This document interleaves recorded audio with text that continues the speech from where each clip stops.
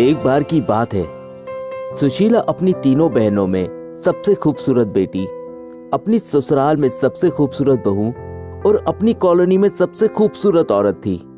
सुशीला अपने जैसी ही खूबसूरत कन्या को अपनी बहू के रूप में चाहती थी। सुशीला को अपनी इस खूबसूरती का बहुत घमंड था। वह अपने से कम खूबसूरत या काली औरतों को हीन नजर से देखती थी। उसके लिए खूबसूरती ही सबसे बड़ी खूबी थी। तुमने उस शर्मिला की बहू को देखा है? ना अच्छी सूरत है, ना ही गोरा रंग।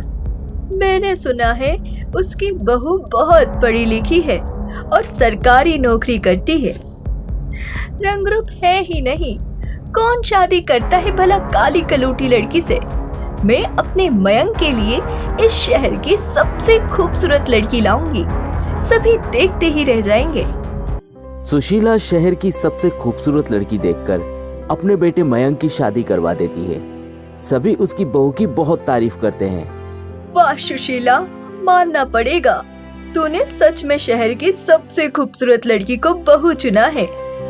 हाँ, वो तो है ही, बहू किसकी है? अरे सिर्फ खूबसूरती ही है कि कुछ काम भी आता है? पढ़ी लिखी है कि नहीं? पूरा मैट्रिक तक पढ़ाई की है। ऐसे ही दिन बीतता जाता है। लोगों की तारीफ सुनकर सुशीला को बहुत अच्छा लगता है और गर्व महसूस होता है। एक दिन सुशीला अपनी बहू के साथ बाजार गई होती है। वहां उसे शर्मिला और उसकी बहू मिलती है। सुशीला को अच्छा मौका मिलता है अपनी बहू की तारीफ करने का। अरे शर्मिला, कैसी हो? इससे मिलो, ये मेरी बहू नंदिनी। जैसा सुना था बिल्कुल वैसा ही चांद का टुकड़ा है तुम्हारी बहू। खूबसूरती ही तो लोगों को दिखती है, अब पढ़ लिख कर कौन सा IAS बनना है?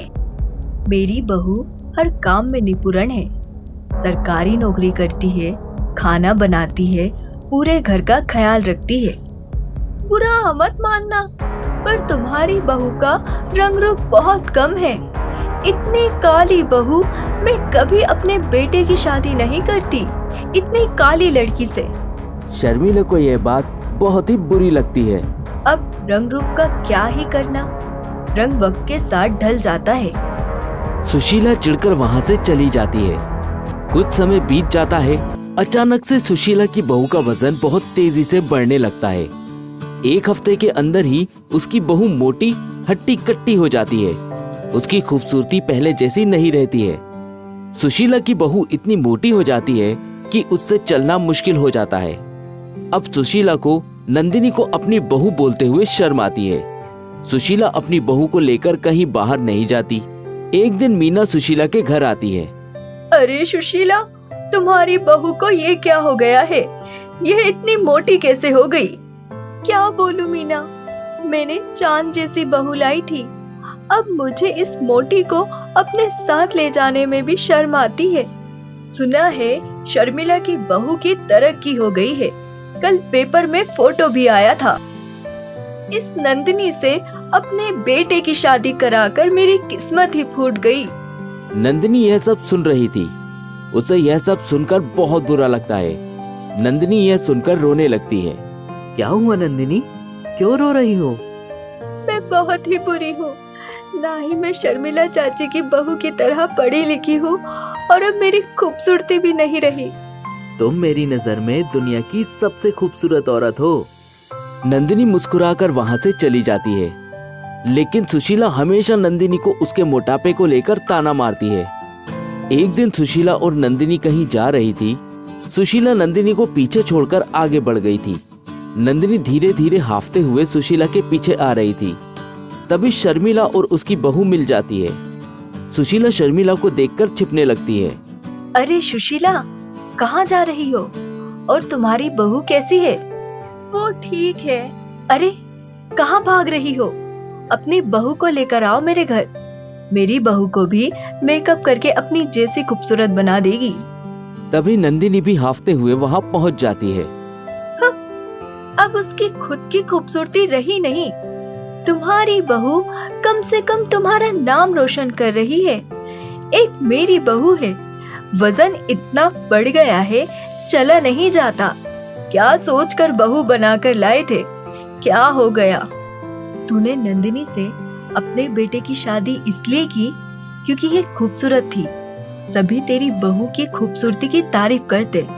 तूने कभी दिल से इसे अपनी बहू माना ही नहीं, वरना तुझे आज भी उतनी ही खूबसूरत लगती जितनी पहले थी। रंग रूप ढल जाता है, दिल साफ होना चाहिए।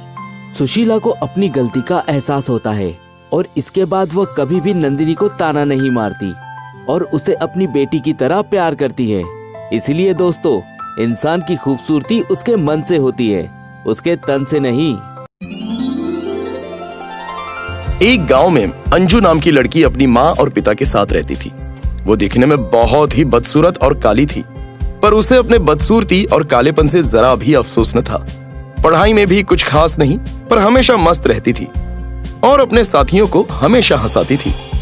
अंजू को एक शौक भी था, पेंटिंग बनाने का। खूब मन लगाकर वो पेंटिंग बनाया करती। अपने दोस्तों की, परिवार की हमेशा पेंटिंग बनती रहती। पेंटिंग में उसने अद्भुत और असाधारण प्रतिभा हासिल कर ली थी, पर उसके बदसूरती और कालेपन से उसे कोई प्यार न करता। पर उसकी माँ हमेशा उससे प्यार करती। आज तक कभी माँ ने उसे डांटा नहीं था और अंजू भी माँ से बहुत प्यार करती। हर बार की तरह आज भी उनके घर शादी के लिए आए थे।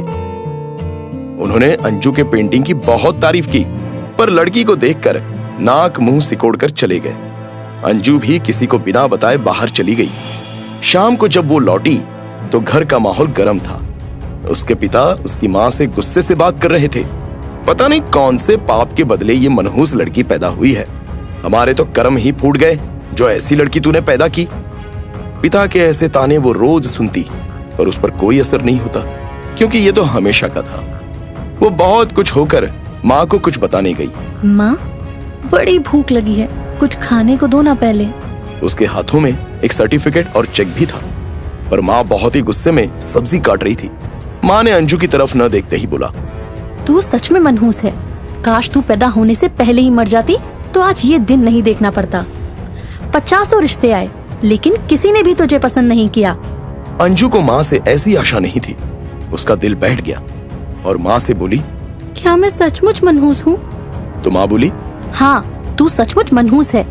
माँ, मेरी वजह से तुम्हें ताने झेलने पड़ रहे हैं ना? क्या मैं सचमुच मर जाऊँ? अंजू ने पूछा। माँ ने गुस्से से कहा, हाँ हाँ, मर जा, कम से कम हम चैन से तो जी सकेंगे। फिर अंजू वहाँ से चलकर अपने कमरे में गई और अंदर से दरवाजा बंद कर लिया। थोड़ी देर बाद जैसे ही माँ को अपनी गलती का एहसास हुआ तो वो दौड़ती हुई अंजू के कमरे के पास गई। माँ ने जोर की आवाज लगाई, पर दरवाजा नहीं खुला। आवाज सुनकर अंजू के पिता भी वहां पर आ गए और जोर से पुकारा, पर अंदर से कोई आवाज नहीं आई। फिर पिताजी ने जोर का धक्का देकर दरवाजा खोला तो सामने अंजू की लाश झूल रही थी। वहीं पर एक चिट्ठी और सर्टिफिकेट और चेक रखा था। अंजू की माँ ने चिट्ठी हाथ में ली तो उसमें लिखा था, माँ, मैंने आज तक तुम्हारी बात को कभी नहीं टाला। आज तुमने मरने को कहा तो वो भी बात मैं मान रही हूँ। अब तुम मनहूस, बदसूरत और काली बेटी की माँ नहीं कहलाओगी। माँ, मैंने पढ़ने की बहुत कोशिश की, पर मेरे दिमाग में कुछ जाता ही नहीं। पर भगवान ने ही मुझे ऐसा बनाया है तो उसमें मेरा क्या कसूर?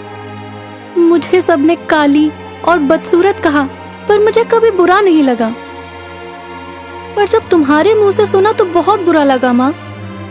और हाँ, आज मुझे पेंटिंग कंपटीशन में फर्स्ट प्राइज और 50,000 रुपए मिले हैं और आर्ट गैलरी में नौकरी भी। पर अफसोस, और पता है माँ, आज मेरी जिंदगी का सबसे खुशी का दिन था, क्योंकि सबने मुझे वहाँ कहा था कितनी भाग्यशाली लड़की है। तो दोस्तों, आज भी हमारे समाज में लोग गोरों और कालों में भेद करते हैं, पर वो ये नहीं समझ पाते कि असली खूबसूरती तो अंदरूनी होती है। हमें कोशिश करनी चाहिए कि ऊपर की खूबसूरती को ना देखकर उसके टैलेंट और दिल को देखना चाहिए। तभी अंजू जैसी लड़कियां आत्मसम्मान से इस समाज में जी पाएंगी। आपकी क्या राय है? कमेंट में जरूर बताइए।